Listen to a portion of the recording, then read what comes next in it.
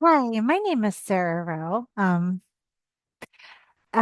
Just kind of wanted to go over a little bit about the agency and my my understanding of it and my role and my supervisor's role at my field placement at the Meadows.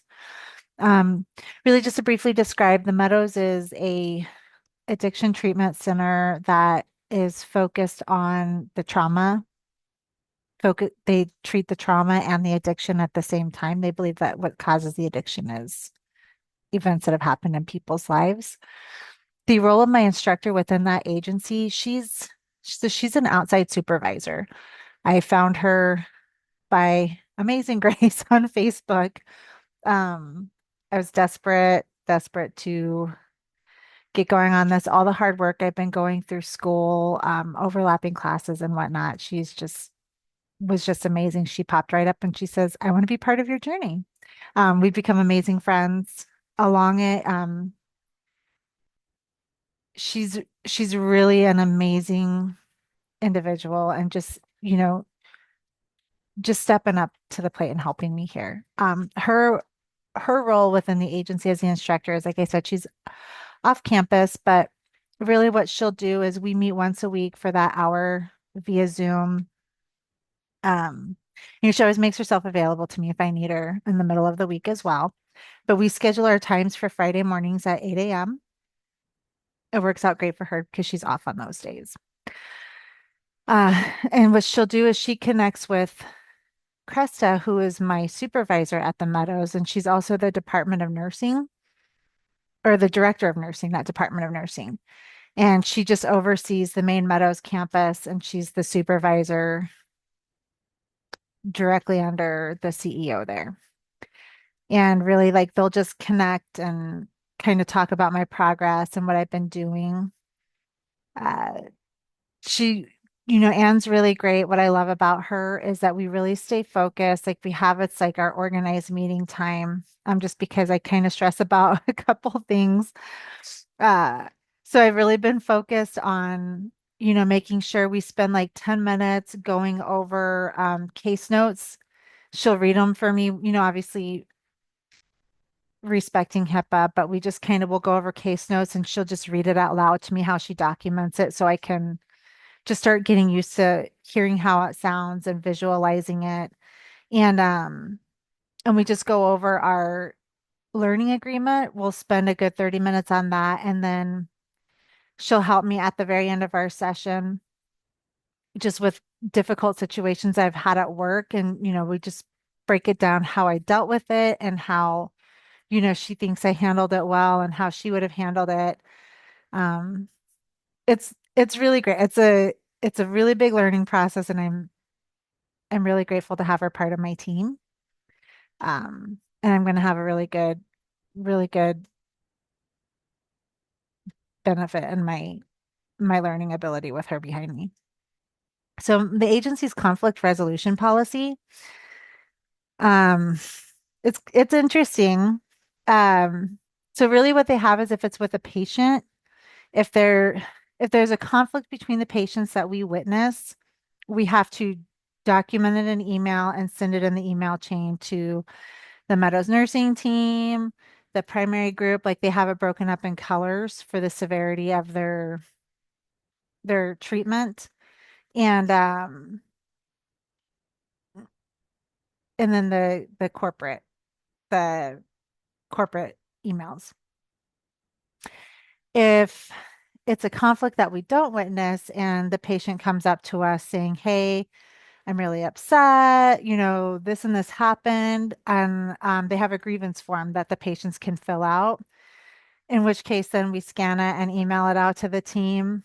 The problem with that is we have to rely on the supervisors to have the time to handle it. So a lot of times what I'll do personally and what they like us to do is to just kind of check in with them, see what the severity of it is, and if it's something that we can kind of help with. Oftentimes it's somebody's upset that their sink is backed up and that's just an email to maintenance, things like that, that I'll go ahead and just try to handle and see if it's something that I can even go help with. Uh, and as far as like with the employees or conflict resolution is they always want us to handle it amongst ourselves. And if we can't, to escalate it up. Uh, I've had to do that a couple times. uh, we were able to resolve it one time. I think the girl thought I was there to steal her job. I don't know. She never let me do anything like any engagement with the patients. Um, it kind of got in the way of, my ability to care for the patients. And I didn't really like that they were being witness to that and possibly affected by that treatment and to be witnesses of that. So I kind of squelched that right away. And we had a nice heart to heart. The limit of the social workers and engagement and practice. So really, like they're there, they sign over everything for treatment. They agree, like there's a ton of disclosures and everything that the patients sign as they come in.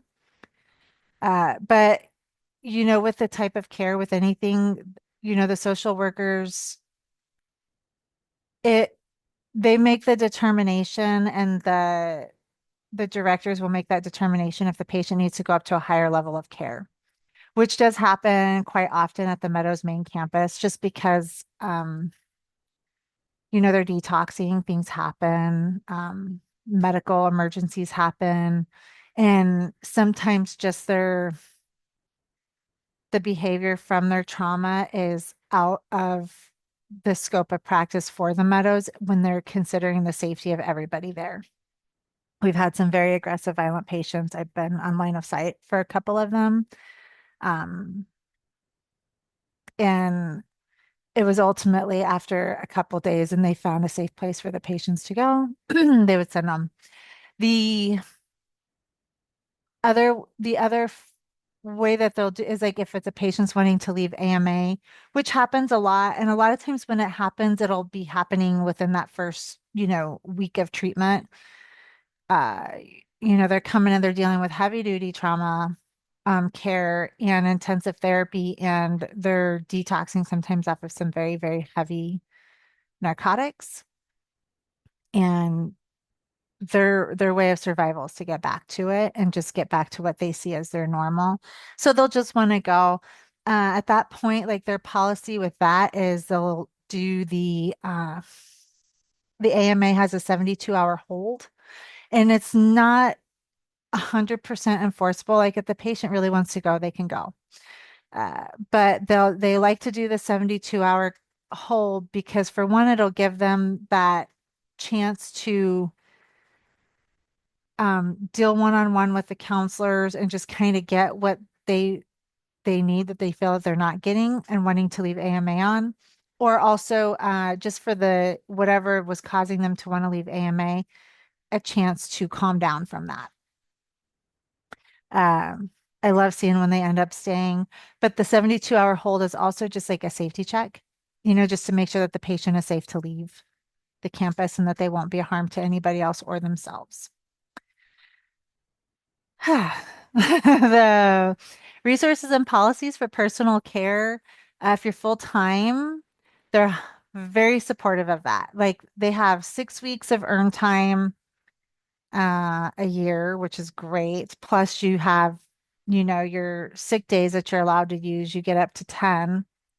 Uh, they have gym membership, reimbursement. They give you free counseling, and then the health care that they provide, the health insurance.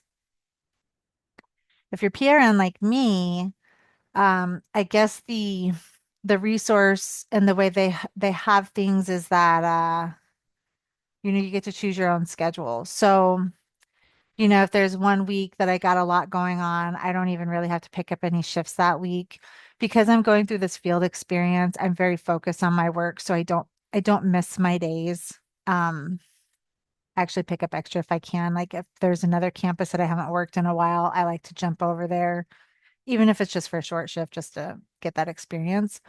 But really that's kind of the benefit for that self-care is having that freedom of schedule choice so you can have that work-life balance and be able to provide self-care to yourself.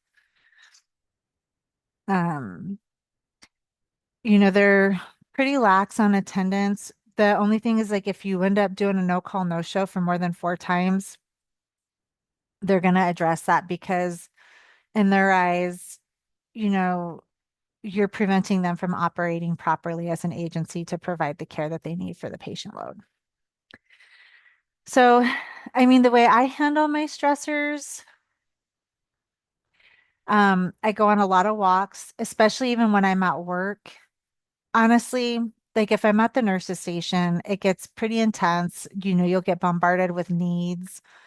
Um, Patients just trying to have conversations, and then it's like depending on, what they got going on, there's a lot of, mental breakdown. They get into panic state because it's a very crowded, closed-in area, and um there's been a couple times where I've had to walk the patient outside out of the situation and just, work through breathing techniques and a lot of grounding exercises with them just to get them calm again.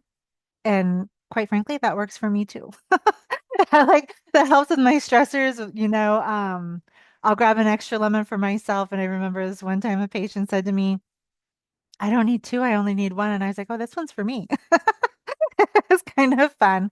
Um, and then just to kind of roll it on my hands and being engaged and just kind of, working with them. And then, sometimes they even want my second lemon and I just have it on hand for them. So that's always great. Um, I really like being hands-on, and it's really nice because it's nice outside. We're in Arizona, right? It's gorgeous weather right now. Beautiful campus. So I will take many, many, many walks during the day because movement for me is therapeutic. I don't like sitting at a desk. I'll do it when I have to and when there's a need for me to be up front and to be there for the patients. But a lot of times the patients on campus moving, they need support as well. So it's like I'll go and walk next to them. I'll stop into the dining hall and play a game of chess with them. Listen to them play the guitar for 5, 10 minutes and just be supportive to them in any really way I can, which is also very therapeutic to me as well. Um, I love that one-on-one engagement with them and just getting to know them and just building that rapport with them. And then I know that when they're really struggling down the road, during their stay there, that they can rely on me and confide in me. And, I always pass that on to their primary counselor. And then that makes me feel good inside and helps me deal with my stressors because it's meaningful. It's a really meaningful work for me. And I take a lot of pride in my work. I have a very strong work ethic, and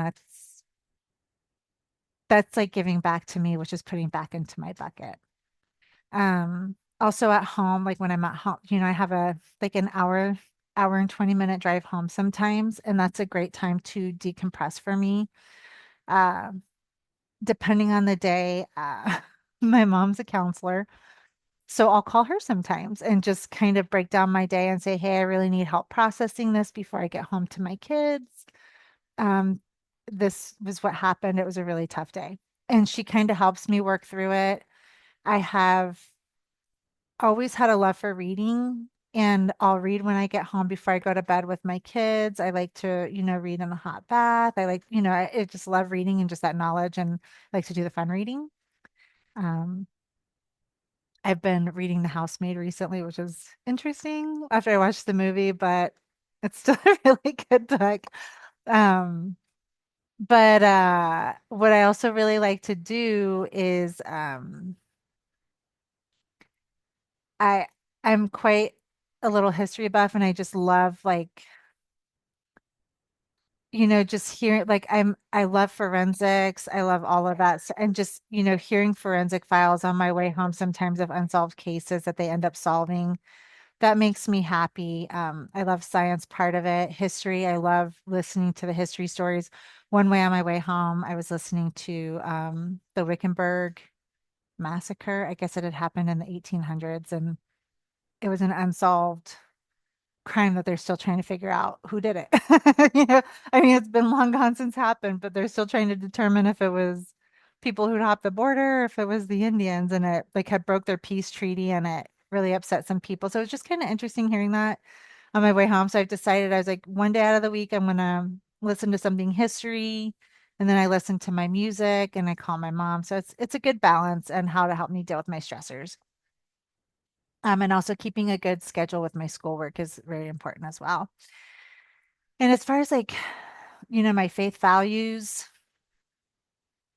and how I can use that to deal with my stressors and at work is just to be that empathetic, caring person and just realizing that it's like not everybody's story is pretty. And I don't want to hear a lot of the stories, like especially at Gentle Path. That's very, very hard for me, the men's love addiction, just because of my own personal trauma that I've worked through. Um, I just remind myself every day as I walk behind those doors is that, these men had bad experiences in their lives as well that kind of led them to where they're at, and that they are there trying to do good and get better, and they deserve that.